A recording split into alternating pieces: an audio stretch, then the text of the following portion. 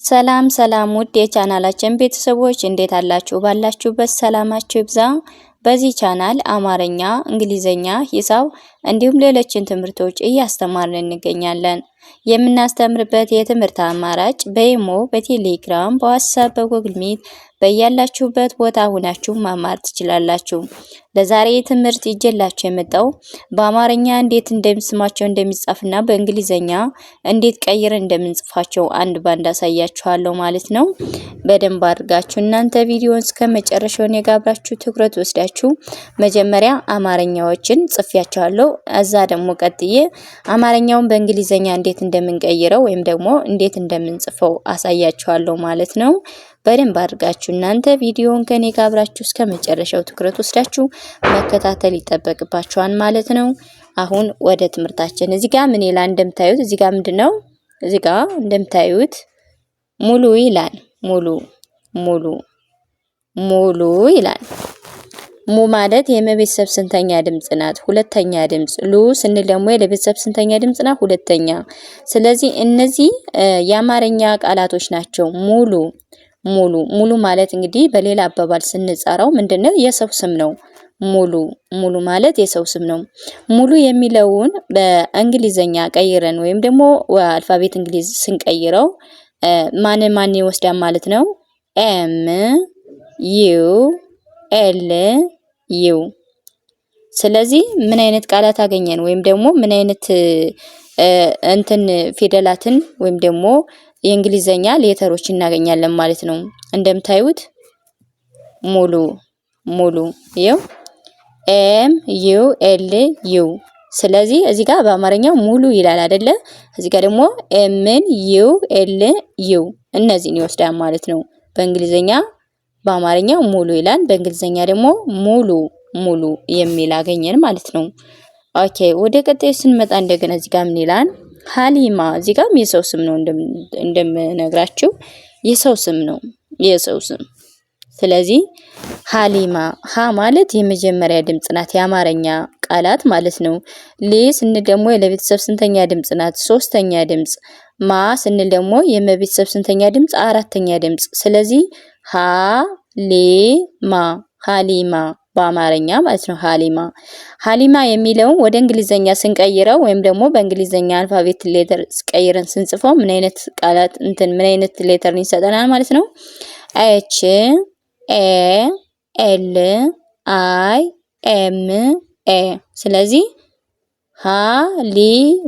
ሀሊማ ኤች ኤ ኤል አይ ኤም ኤ እነዚህን ይወስዳል ማለት ነው በእንግሊዘኛ። ስለዚህ ሀሊማ የሚል እናገኛለን ማለት ነው። ቀጣይ ወደ ቀጣዩ ስንሄድ እዚህ ጋር ደግሞ ምን አይነት አለ ሌላ? እዚህ ጋር ነገ ይላል።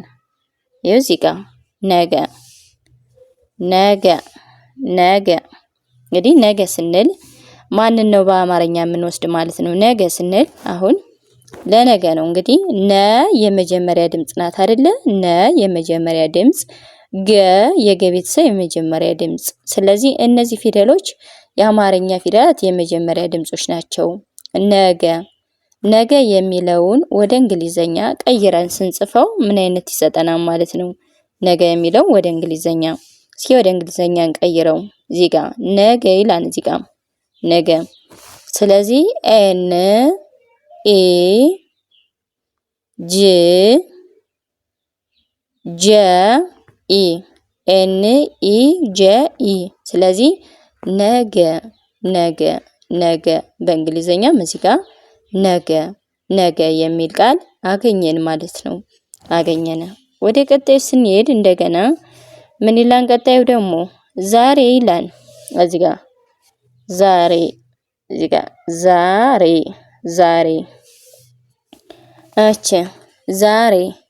ዛ ስንል የዘቤተሰብ ስንተኛ ድምጽ ነች? አራተኛ። ሬ ስንል ደግሞ የረቤተሰብ ስንተኛ ናት? አምስተኛ። ስለዚህ ዛሬ የሚለውን ወደ እንግሊዘኛ ቀይረን ተጽፈው ደግሞ ዜድ ኢ አር ኤ። ስለዚህ ዛሬ የሚል ቃል አገኘን ማለት ነው። ዛሬ የሚል ቃል አገኘን። ኦኬ ወደ ቀጣይ ስንሄድ እንደገና እዚህ ጋር ምን ይላል? ሰላም ይላል። ሰላም ሰላም የሚለውን ወደ እንግሊዘኛ ስንቀይረው እንዴት ነው የምንጽፈው? በአማርኛ ሰላም ሰላም አለን። በአማርኛ ሰ የመጀመሪያ ድምጽ ናት። ላ የለቢሳ አራተኛ ድምጽ ናት። ም የመብሰብ ስድስተኛ ድምጽ ሰላም አለ በአማርኛው። ወደ እንግሊዘኛ ስንቀይረው ደግሞ ሰላም የሚለውን ስም ወደ እንግሊዘኛ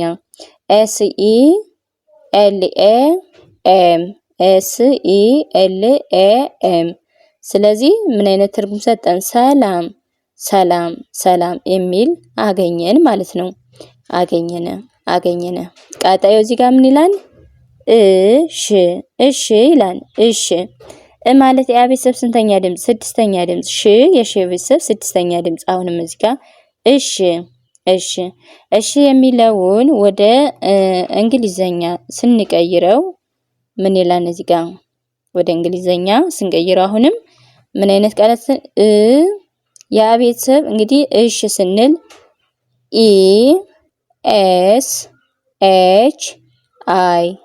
ESHI እሺ የሚል ቃል አገኘን ማለት ነው። እዚህ ጋር ምንድነው እሺ ይላል። እዚህ ጋርም ደግሞ እሺ ወደ እንግሊዘኛ ሲቀየር ኢንና ኤስን ኤች እና አይን እንደሚያመጣ እናውቃለን ማለት ነው። እሺ ብሎ ለመጻፍ ማለት ነው። ኦኬ ወደ ቀጣዩ ሲኔድ እንደገና ቀጣዩ እዚህ ጋር ምን ይላል? አለሁ ይላል። አለሁ እዚህ ጋር አለሁ አ የመጀመሪያ ድምጽ ናት። ለ የመጀመሪያ፣ ሁ የቤተሰብ ሁለተኛ። አለሁ የሚለውን ወደ እንግሊዘኛ ስንቀይረው ወይም ደግሞ ቀይረ ስንጽፈው ALEHU አለሁ ALEHU አለሁ የሚል አገኘን ማለት ነው። ቀጣዩ እዚህ ጋር መጣሁ ይላል። መጣሁ መ የመጀመሪያ ድምጽ ናት። ጣ የጠብሳ አራተኛ፣ ሁ የቤተሰብ ሁለተኛ። ስለዚህ መጣሁ የሚለውን ወደ እንግሊዘኛ ስንቀይረው METAHU ስለዚህ መጣሁ METAHU መጣሁ የሚል ቃል እናገኛለን ወይም ደግሞ እንመሰርታለን ማለት ነው። ቀጣዩ ምን ይላል? እዚህ ጋር ተነስ ይላል። ተነስ እዚህ ጋር እንግሊዘኛው ደግሞ ምን ይላል? ተነስ። አሁንም እንግሊዘኛውም ተነስ ነው፣ አማርኛውም ተነስ። ተነስ ተ የመጀመሪያ ድምጽ፣ ነ የመጀመሪያ፣ ስ የሰቢሰብ ስንተኛ ድምጽ ነች? ስድስተኛ። ስለዚህ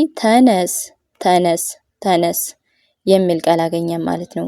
ወደዚህኛው ስንል ደግሞ እንግሊዘኛው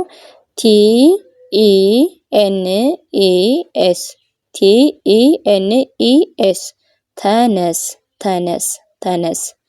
ቀጣዩ ሃዋ አለ። ሀ የመጀመሪያ ድምጽ ናት። ዋ የቤተሰብ አራተኛ ድምጽ። ሃዋ የሚለውን ወደ እንግሊዘኛ ቀይረን ስንጽፈው HAWA ስለዚህ ሃዋ አለልም ማለት ነው። እንግሊዘኛም ሃዋ ይላል። HAWA ይወስዳል ማለት ነው። ቀጣዩ መጨረሻው ምንድነው? መጨረሻው መዲና ይላል። መዲና እንግዲህ ሰው ስም ነው። መዲና መ የመጀመሪያ ድምጽ ናት። ዲ ስነ የቤተሰብ ሶስተኛ፣ ና የቤተሰብ አራተኛ። ስለዚህ መዲና የሚለው ወደ እንግሊዘኛ አልፋቤት ስንቀይረው MEDINE